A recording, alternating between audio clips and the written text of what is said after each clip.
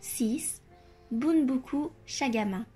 Bunbuku Shagama peut se traduire par joie débordante comme une bouilloire.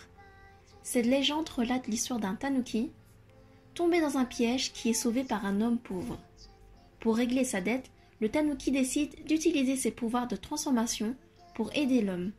Au cours de la nuit, il se rend dans la maison de son sauveur et lui dit de le vendre en tant que bouilloire, afin de se faire de l'argent. L'homme vend donc le tanuki transformé en bouilloire, Shagama en japonais, à un prêtre qui le rapporte chez lui et le met sur le feu pour faire bouillir de l'eau. Incapable de supporter la chaleur, le tanuki fait pousser des jambes à la bouilloire et s'enfuit sous cette forme. Il retourne ensuite chez le pauvre homme et lui propose de l'exposer dans la rue en tant que bête de foire.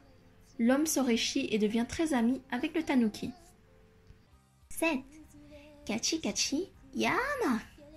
Kachi Kachi est l'imitation du bruit de craquement produit par le feu et Yama signifie montagne en japonais. Réputée violente, cette histoire raconte comment un lièvre adopté par un vieux couple se venge d'un tanuki qui fait leur malheur. Au cours de l'histoire, un tanuki fauteur de troubles entre dans le champ du couple et mange la nourriture du lièvre. Pour le punir, le vieil homme l'attache étroitement à un arbre à l'aide de solides cordes dans le but de le tuer et le manger plus tard. Alors que l'homme quitte l'endroit pour aller vers la ville, ou pour couper du bois selon les versions, le tanuki supplie sa femme, qui est en train de faire des mochi, de le délivrer et lui promet de l'aider dans sa tâche. Prise de pitié, la femme le délivre et est alors tuée par le tanuki qui veut se venger. Lorsque l'homme rentre le soir, affamé et fatigué, le tanuki, grimé sous les traits de sa femme, la lui sert sous forme de bouillon. Il lui dévoile ensuite l'horreur de la situation une fois le repas terminé. Désireux de venger la mort de sa maîtresse, le lièvre invite alors le tanuki à aller ramasser des branches dans la forêt, en lui demandant de porter le fagot pendant qu'il ramasse les branches mortes. Chemin faisant, le lièvre met le feu au fagot porté par le tanuki. En entendant du bruit du bois qui brûle, le tanuki demande au lièvre ce qui le produit, ce à quoi ce dernier répond que cela est tout à fait normal, qu'il s'agit du son produit par la montagne, à qui l'on a d'ailleurs donné le nom de montagne qui craque. Les flammes finissent par atteindre le dos du tanuki qui, hurlant de douleur, se jette dans la rivière la plus proche. Voyant ainsi un bon moyen de torturer le meurtrier de sa maîtresse, le lièvre lui fait un cataplasme censé guérir les blessures à base de piment. À la fin de l'histoire, le tanuki défie le lièvre pour prouver celui qui est le meilleur des deux. Chacun doit construire un bateau et traverser une rivière. Le lièvre fabrique un bateau dans le tronc d'un arbre tombé tandis que le tanuki, idiot, fabrique une embarcation anglaise qui se délite dans l'eau au lac. Il meurt ainsi noyé et la vieille femme est vengée. 8. Shitakiri Suzume. Shitakiri Suzume signifie le moineau à la langue coupée.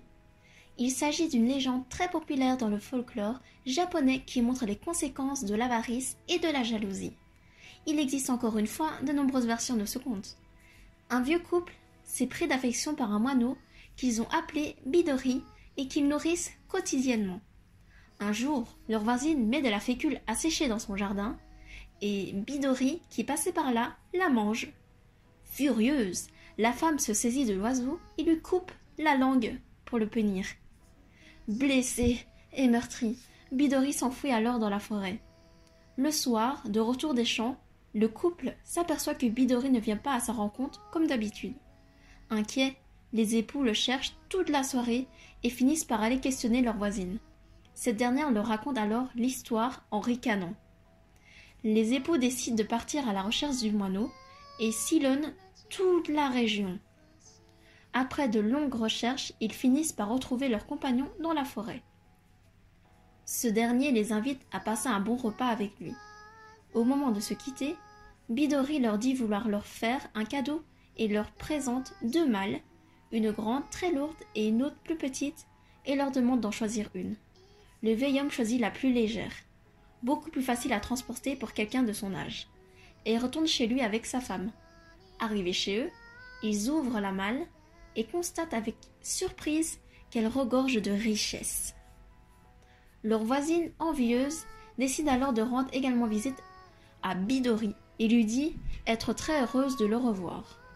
Au moment de partir, Bidori lui propose aussi d'emporter une malle avec elle, et la vieille femme, cupide, choisit la plus grosse et la plus lourde. Lorsqu'elle l'ouvre, des démons fantômes et des serpents se jettent sur elle et la dévorent. Dans certaines versions, la femme du vieil homme coupe la langue de Bidori. 9. Isun Boshi. Isun Boshi relate les aventures d'un garçon de la taille d'un pouce.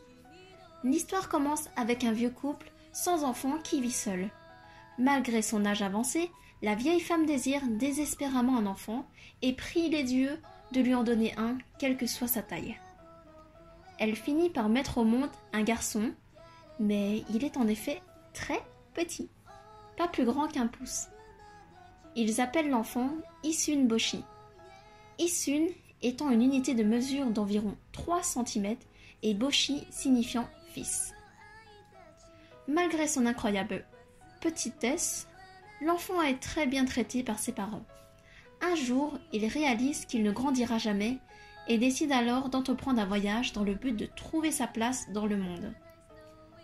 Aimant se voir comme un samouraï miniature, Isun Boshi reçoit de ses parents une aiguille à coudre pour épée, un bol à soupe pour lui servir de bateau et des baguettes en tant que rame. Au cours de ses aventures, il devient le compagnon de jeu d'une princesse et un jour, alors qu'ils sont attaqués par un ogre, Isun Boshi parvient à le tuer en le piquant de l'intérieur après avoir été avalé par celui-ci. En s'enfuyant, l'ogre laisse tomber un maillet magique dont se sert la princesse pour faire grandir Isun Boshi. Ils finissent par se marier. Et enfin, 10. Hanasaka Ji-san. Un vieux couple sans enfant avait pour seul compagnon un chien qu'il chérissait plus que tout. Un jour, en creusant dans le jardin, le chien déterre une boîte remplie d'or. Apprenant cette nouvelle, un couple voisin, jaloux et cupide, décide de voler le chien dans l'espoir qu'il leur déterre également un trésor. Devant le refus de coopérer de l'animal, le couple se fâche et le bourre de coups de pied. Le chien leur indique alors un endroit où creuser, mais il ne déterre qu'un nid de serpents. Furieux, les voisins se saisissent de la bête et la tuent. Ils reçoivent alors la visite du vieux couple qui cherche leur chien et vient demander à ses voisins s'ils l'auraient aperçu. Ces derniers leur disent toute la vérité sans le moindre remords et précisent qu'ils ont enterré le chien au pied d'un sapin. Le couple se rend à cet endroit afin d'y brûler de l'encens et y déposer des fleurs en mémoire de leur chien adoré. La nuit venue, le chien apparaît en rêve à son maître et lui dit de couper le sapin sous lequel il l'a enterré et d'en faire un mortier. L'homme s'exécute, voulant ensuite utiliser le mortier pour piller du riz. Il aperçoit que le grain se transforme en or. Le couple, jaloux, va alors emprunter le mortier, mais le riz pourri dans leurs mains. Fou de rage, ce couple, jaloux, brûle le mortier et on rapporte les cendres au vieux couple en disant qu'il n'a servi à rien.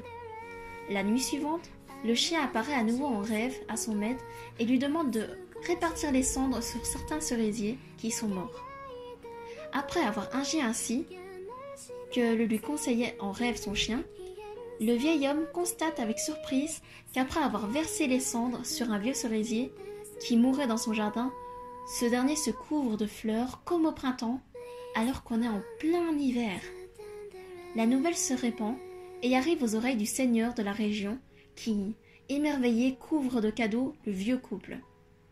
Les voisins, poussés par la cupidité, tentent alors de faire de même, mais les cendres rentrent dans les yeux du seigneur qui les envoie alors en prison. À leur sortie, le vieux couple vertueux leur propose de partager les richesses qu'ils ont acquises et dont ils ne savent que faire. Les voisins se repentent longuement et vivent dès lors d'une vie charitable et pieuse. Alors, Si toi aussi tu as aimé entendre ces 10 contes incontournables japonais, n'hésite pas à m'en faire part dans les commentaires et de liker ma vidéo. Si ce n'est pas encore fait, je compte sur toi pour appuyer sur le bouton s'abonner. Merci à toi. Et à la prochaine pour d'autres vidéos.